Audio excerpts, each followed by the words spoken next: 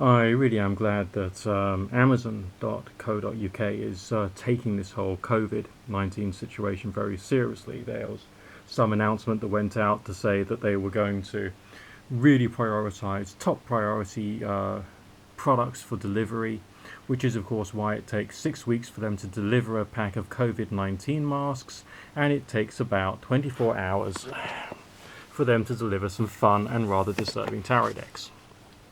Okay. But I just thought these were great conceptualizations. They've come from the same guy, Travis McHenry. And on this side of things, you got all the guys upstairs, and on this side of things, you got all the guys downstairs. Both of these are in the same structure of a regular tarot deck, and they're conceiving of those upstairs and downstairs. Yeah, a nice little informative instruction book, as is traditional. Okay, from kind of like the original sources, so to speak, and it's quite good fun. But I'll have a look at the ones upstairs first, because the average viewing time for one of my videos is about 7 minutes, so I thought I'd show you the good stuff first prior to showing you the bit you're all afraid of. Okay, because you like this. It's friendly, it's fluffy, it's got Michael on it. Isn't that nice? Isn't that sweet? Okay. Now, one criticism I got of this tarot deck is that it's got the seals at the bottom, as well as that sort of thing. But you have to get up really, really close with a magnifying glass of really good magnification in order to get what that looks like, what the words around the edge of the circle is, and so on and so forth. So you'd actually have to cross-reference it with some original versions of, let's say, the Lesser Key of Solomon and that kind of stuff if you wanted to get a little bit deeper. But as is, it's quite an expression, quite a good expression. This one's supposed to be the Chariot, Michael, who is like God. In the background, you've got pretty nice sort of like angel seal thing. I mean, this is the first time I've opened it. I haven't really studied the pack all that deeply. Okay. That's a guy who's very, very popular these days in certain social, circles of society. The back of the cards, again, just right for what we're talking about here. All right, you know what I'm talking about. You know what I mean. Okay. So this is, there's lots of like traditional worshipful ideas in it. Divine revelation reveals messages, has the power to destroy. And that was me thinking that Gabriel was just like a nice guy. I mean, obviously he's got a bit of an attitude problem as well, so that's pretty cool. But anyway, so some of these angel names you haven't heard of, and some of these imagery. I mean, like, I like the woodcut imagery. I like the versions of the woodcut imagery, and I like the feeling of it. And the fact you've got some like a bit of gold text in there, a bit of gold paint in there to give it a bit of extra power. It just really is rather good. It says divine blessings drive away evil spirits, rules agricultural production. I think England could use that right now, if you know what I mean. As I say, like the very fact that the seals and sigils are actually really rather small means you've got to, if you want to actually use that in your meditations, in your very strange activity, radionic work, and so on and so forth, then you would have to do something else, unless of course you just use the card as is. Okay, Tommy Kelly, I know you're watching this. I know that, and one day, yes, I promise you, I am going to buy your 40 Servants deck. Okay, I'm going to buy the book that goes with it and all the various ritual accessories, but at the moment I'm playing around with this, like, different side of things. And of course, in my humble opinion, this particular tarot deck could be used in just the same way as the 40 Servants.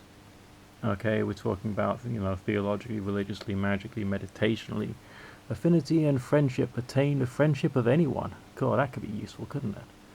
If you know what I mean. Nudge, nudge, wink, wink. And that's the Ace of Swords. It says there. I mean, it is a tarot deck. It just doesn't have the imagery of the tarot in a traditional way. It's got the structure of the tarot. It's got the major arcana, minor arcana. It happens to have all of this, like, weird and wonderful, confusing. Oh, isn't that cool? Isn't that totally cool? Prosperity, destruction of the enemy, and deliverance from bondage. Pretty much I could use that. What's that one there? Acelia, Seven of Cups, God the Last Judge. Contemplation makes the truth known in legal proceedings. Nice bit of sigil work at the bottom there. So either way, this one here, Angel Tarot, really rather very nice, very special.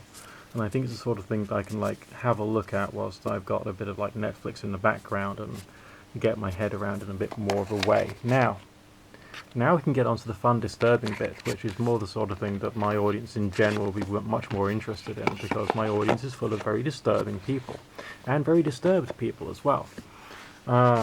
So, remembering of course that I know that you traditionally watch my videos for a period of 7 minutes.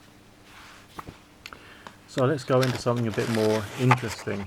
And of course the first one you're going to see is of course Baphomet, because you like him, you know. That's the Eliphas Levi image, isn't it? You know, straight from Transcendental Magic. It says there, it gives health and financial prosperity, connects one safely with the divine.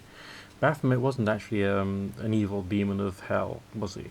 It was supposed to be an image of humankind, to say that humans are essentially beasts by comparison with the divine radiance of God, because Alphonse Louis Constant, what was he? He was a Catholic, and he was excommunicated, but he still had the same sort of like Catholic sentiments and ideas. And when he got into his like weird shit, you know, he still maintained that kind of like attitude. So there's going to be a number of cross messages here. I like the way we've got a bit of Hebrew lettering, which if you actually know your stuff, you could then try and pronounce that if you wanted. And I used to know how to do that very, very slowly and stupidly. Alright, the last letter is L, then the second one, second from left is Aleph, and the last two, the first one and the second one, I don't remember, which says terrible things about me. Makes manifest the apparitions of demons, sets demons upon men to destroy them with vices. That is interesting, isn't it? So I'm not destroying them with fire or plague or pestilence, but with vices. Okay, so you can develop a gambling addiction, a porn addiction, an alcohol addiction, and everything's going to get a bit shit for you if I let Beelzebub have his way with you. Right, who else we got here? You can't do without Lucifer. You know, Lucifer's just like... You know, apparently there are some Christian denominations who say that Lucifer has been forgiven and is now an angel of light with the Lord all over again. And of course there's other people who are more this way inclined and think that, oh great, we should do something else with them. Provides liberation and illumination, incites jealousy and envy. I've known people who've done the second. Okay. Not because they actually had any skill or knowledge or wisdom or understanding, but because they were just a bunch of shits, really. Forgive my bad language there, okay? We've all heard of Moloch, you know, we very rarely see his face, so there's the face of Moloch. If you need it, there's various symboli, sealy, sigily things at the bottom. And also I think that's the Greek lettering on the bottom right hand side. I'm not quite sure what version or what book that comes from, so you know, I'm actually going to have to read it. I'm actually going to have to read the blurb and try and get much more of a grip of this. Teaches holy secrets, instructs how to make weapons and the art of seduction. But it doesn't really say which one he's going to focus on first. Is it going to give you the art of seduction, or just teach you how to make a really, really good dagger? Okay, so you've made a really, really good dagger, but you're still useless when it comes to relationships. Okay, that's fine. I know people who are like that, actually.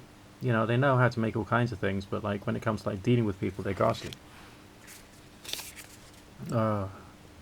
Gives all worldly power and treasures, makes one rich quickly.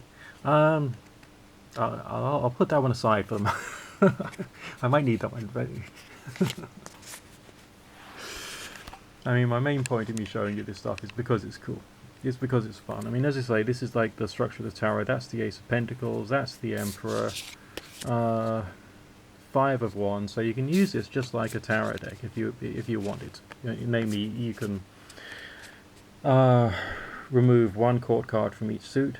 You can remove the Major Arcana. Then you've got a pack of playing cards. You can play with all the cards and play French Tarot, the card game. But it just feel a bit different if you happen to be using guys like that, you know, if you think about it. the whole energy of the experience will be a little different. But again, I was thinking that, for my various radionic practices, I could use, cards from these. Once I've got my head around it and I've worked out which one seems to do what, then essentially, just put one of these on the input plate on the radionic machine, and then something to represent the output on the output, and then see basically what's going on. I think these cards are actually a blend of different cultural things here. If you got your regular Hebrew letters, okay, then that says one thing about it. Okay, if you got the imagery from the Lesser Key of Solomon, the cartoonistry, which I think was possibly actually part of a satire more than anything else, then you got something else going on there. Okay, and then you got the high magic or ritual magic symbols and seals, which is even the kind of stuff which Charles Cosmanio has used. I've seen videos of him using the sigil of Beulah to try and do a healing on someone remotely, using a 6-volt lantern. Strangely enough, he's like that. But that's beside the point. Again, that's beside the point. So I think that these things are designed, from a spiritual healing or Reiki practice or radionic practice, could be used in various different ways. Astaroth used to be Astarte. Okay, because humans come out of Africa, they settled in the Middle East, and they developed all their various different pagan traditions, and hey presto, eventually monotheism was created, and the whole theology of monotheism is that there is one God above all the rest. And so these are just, it's not saying that these things either do exist or don't exist, it's just saying, okay, they exist, but they're a little bit lower than the other one. The Lesser Key of Solomon itself is mainly a Christian prayer book. Most of the prayers and incantations, they're all, all about Jesus this and Jesus that, and Jesus saying that I can command the devil and things. So essentially, there's all you people out there who are taking the attitude that this is all dark imagery and dark things, this, that, and the other, woohoo, it's all in red and black, oh dear. That's bollocks. And the reason that that's bollocks is because this is just basically a subset of Christianity. Okay? You will probably feel a little bit more light and fluffy and happy about more friendly imagery. Like these guys over here. Fine. They're meant to be fluffy and friendly and the rest of that. But these are the ones who are supposed to do work. In occultism, we say things like the angels are there for your spiritual edification and to help you in your religious path and how you grow as a person, and can provide, an extra bit of wisdom and insight here and there. But if you want people to go out and do things for you, you got to use that. That's what occultism is mainly about. It says you use that to actually do things. All right. You use this to learn and gain inspiration and grow in your faith. So that's why I couldn't get one without the other. Because I think these guys are very good at telling you a bit of instruction here and there, and that's all very, very nice. But they don't necessarily go out there into the outer world and do things. They want you to go out there into the outer world and do things for yourself, which is of course good and true and right. But if you want to, attempt to do energy work to try and achieve something in the outer world just using the energy work, then you'd be, in theory, more worthwhile going on to that. Love the imagery there.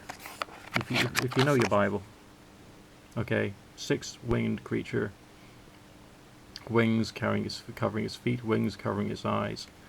There's books with that in it. You know what I mean?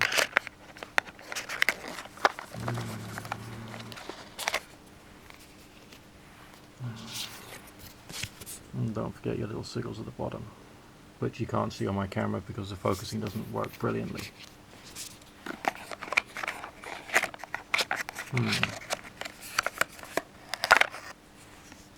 Daniel, God the merciful judge. Eloquence gives answers to those in doubt. That's quite pretty.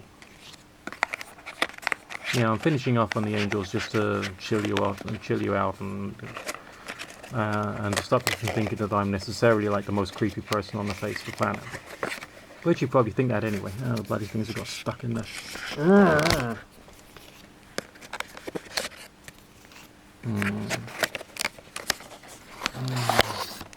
One of these days, everything's going to go according to plan without things getting stuck in things which they shouldn't get stuck in.